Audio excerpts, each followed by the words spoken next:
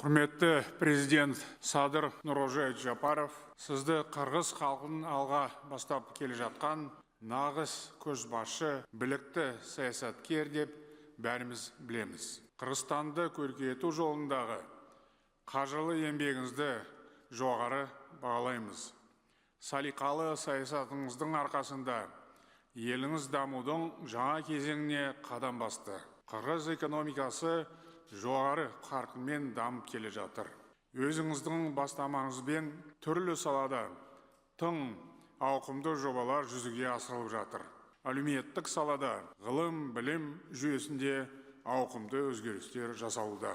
Мұның барлығы Қырғыз елінің экономикасын нығайтып, халықаралық сахнадағы абырой беделін арттыра түсетіне сөзсіз. Сіздің көреген қадамдарыңыз аймақтағы бейбітшілік пен тұрақтылықты нығайтуға септігін тигізді.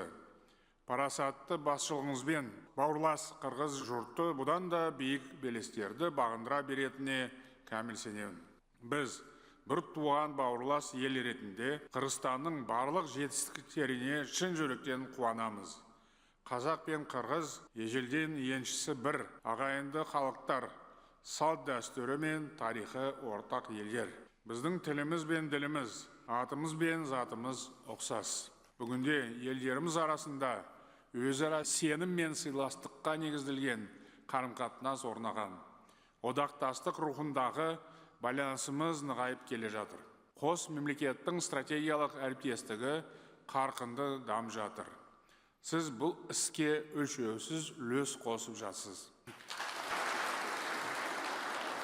Қазақстан Республикасы мен Қырғыз Республикасы арасындағы ынтымақтастықты нығайтуға және дамытуға қосқан айрықша үлесі үшін Қырғыз Республикасының президенті Садыр